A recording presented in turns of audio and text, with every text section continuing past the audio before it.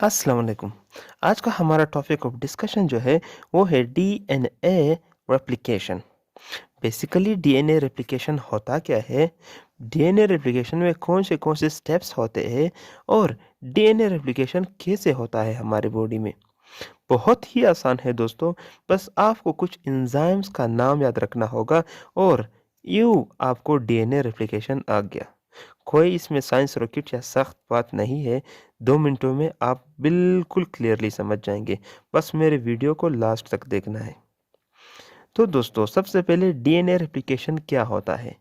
The formation of DNA from DNA, यानी replication उस अमल को कहते हैं जब एक डीएनए से दूसरा डीएनए बने, या जब डीएनए अपनी एग्जैक्ट कॉपी बनाए तो उस अमल को डीएनए रेप्लिकेशन कहा जाता है।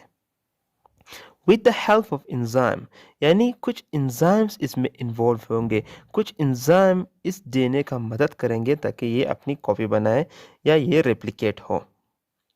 अब डीएनए रेप्लिकेशन सेंट्रल डोग्मा का भी पार्ट है। दरअसल दोस्तों, सेंट्रल डोग्मा क्या है? Central dogma DNA replication, transcription और ट्रांसलेशन, इन तीनों प्रोसेस को इकट्ठा सेंट्रल डोग्मा कहा जाता है। अब ये कहाँ पर होगा डीएनए रेप्लिकेशन?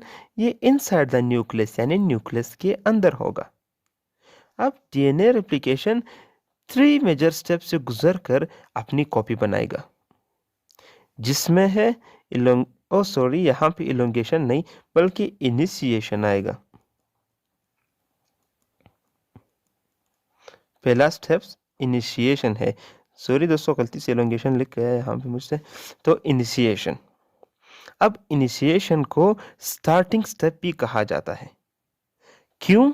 क्योंकि सबसे पहले यहाँ इनिशिएशन स्टेप में डीएनए को तैयार किया जाता है रेप्लिकेट करने के लिए। कैसे तैयार होता है? हमें पता है कि डीएनए स्पाइरल फॉर्म में होता है, हम सब जानते हैं। तो जाहिर सी बात है, अब स्पाइरल फॉर्म में तो डीएनए अपनी कॉपी नहीं बना सकता या ये रेप्लिकेट नहीं हो सकता।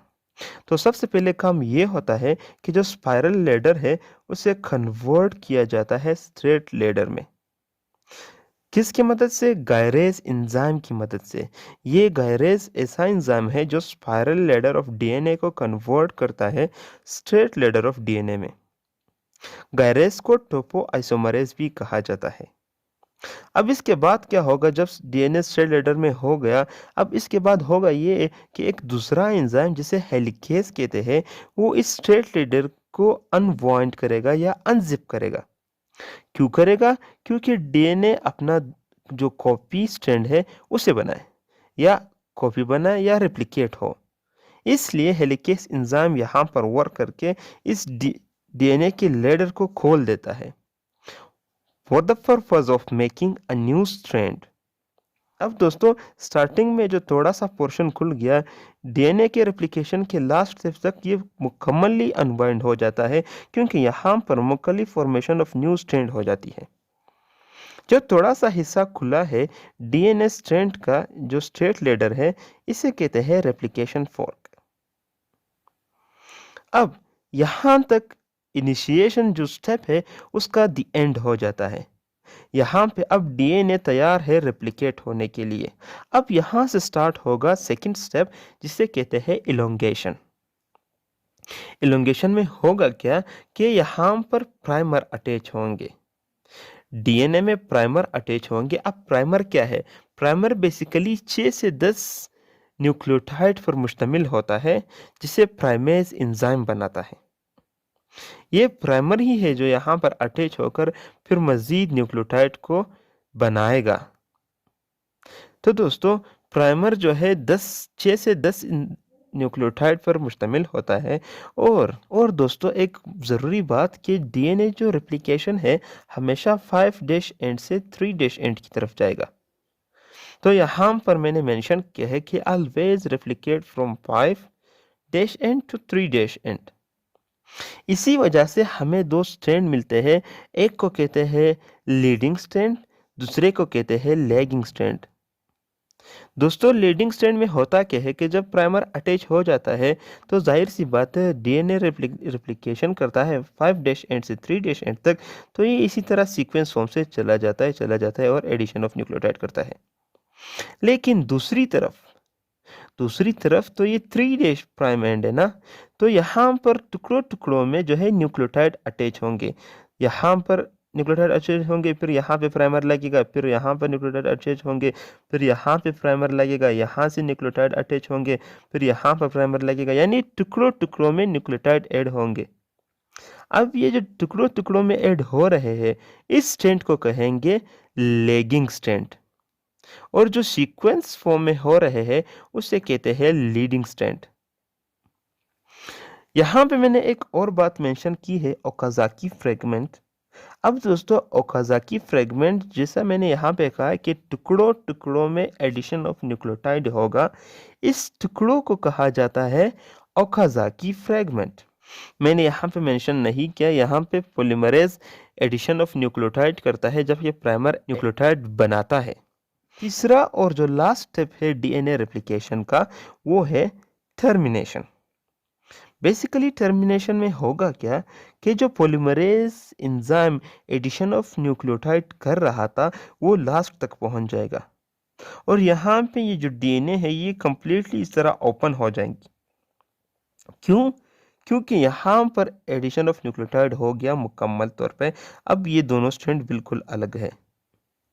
तो दोस्तों यहाँ पे जो एडिशन ऑफ न्यूक्लियोटाइड हो गया, तो जाहिर सी बात है इसका तो सीक्वेंस से जा रहा है क्योंकि ये लीडिंग स्ट्रैंड है, बट यहाँ टुकड़ों टुकड़ों में जो एडिशन ऑफ न्यूक्लियोटाइड हुआ है तो इनके बीच में जो प्राइमर लगे हुए थे वो एक्सोन्यूक्लियस एंजाइम की मदद से रिमूव हो जाएंगे। एक्सोन्यूक्लियस एंजाइम आएगा और जो प्राइमर लगे हुए थे उसे रिमूव कर देगा। फिर उसके बाद क्या होगा कि जो खाली जगह बचे हैं, प्राइमर के जो खाली जगह बचे हैं, इसे लाइगेज एंजाइम क्या करेगा, फिल करेगा। लाइगेज एंजाइम की मदद से यहाँ भी एडिशन ऑफ न्यूक्लियोटाइड्स हो जाएंगी और ये स्ट्रैंड भी मुकम्मल हो जाएगा। और दोस्तों ये कंप्लीटली एक दूसरे से अलग हो जाएंगे, और अब ये एक अलहदा डीएनए है, ये एक अलहदा डीएनए है। तो यहाँ मैंने जाहिर किया कि कंप्लीटली डिटेचेस, और उसके बाद अब एक नया कॉपी बन गया है डीएनए स्ट्रैंड का। तो दोस्तों एक क्विक सा रिव्यू कर लेते हैं कि DNA replication, the formation of DNA from DNA, यानी डीएनए से डीएनए का बनना डीएनए रेप्लिकेशन कहलाता है। ये सेंट्रल डोग्मा का एक पार्ट है, ये न्यूक्लियस के अंदर होता है और इसके 3 मेजर स्टेप्स है। पहला है इनिशिएशन, जिसमें सबसे पहले स्पाइरल लेडर को स्ट्रेट लेडर में और स्ट्रेट लेडर को फिर अनवाइंड किया जाता है ताकि यहाँ से एडिशन ऑफ न्यूक्लियोटाइड स्टार्ट हो। फिर दूसरा जो स्टेप है उसे इलॉन्गेशन कहते हैं, और यहाँ पे प्राइमर अटैच हो जाता है और पॉलीमरेज की मदद से एडिशन ऑफ न्यूक्लियोटाइड स्टार्ट कर देता है। लीडिंग स्ट्रैंड और लेगिंग स्ट्रैंड इसे कहते हैं कि जो सीक्वेंस फॉर्म से हो रहा है एडिशन ऑफ न्यूक्लियोटाइड उसे लीडिंग स्ट्रैंड कहते हैं, मगर यहाँ पे टुकड़ों टुकड़ों में न्यूक्लियोटाइड ऐड होंगे जिसे लेगिंग स्ट्रैंड कहते हैं। ओकाज़ाकी फ्रेगमेंट किसे कहते हैं कि जो टुकड़ों में एडिशन ऑफ न्यूक्लियोटाइड हुआ है, इसी जो न्यूक्लियोटाइड के टुकड़े हैं इसे ही ओकाज़ाकी फ्रेगमेंट कहते हैं। तीसरे स्टेप में क्या होगा कि मुकम्मली तौर पर जो एडिशन ऑफ न्यूक्लियोटाइड है वो हो गया, उसके बाद एक्सोन्यूक्लियस आके प्राइमर को रिमूव करके फिर लाइगेज एंजाइम आएगा और उन जो जहाँ से प्राइमर निकले हुए हैं उस हिस्से को मुकम्मल करके एडिशन ऑफ न्यूक्लियोटाइड करके इन दोनों स्ट्रैंड को अलहदा कंप्लीटली अलहदा कर देगा, और अब ये एक नया डीएनए है, ये एक डीएनए है, ये एक डीएनए है, 2 डीएनए बन गए, यानी रेप्लिकेट हो गए, कॉपी बना दी इन्होंने। तो दोस्तों ये थी हमारी आज की वीडियो। उम्मीद करता हूँ कि आपको वीडियो अच्छी लगी हो। कोई भी सवाल हो, कैसा भी सवाल हो, आप मुझसे पूछ सकते हैं, बस मुझे कमेंट करें, इंशाल्लाह मैं आपको उसका जवाब दूंगा। थैंक यू, अल्लाह हाफिज़।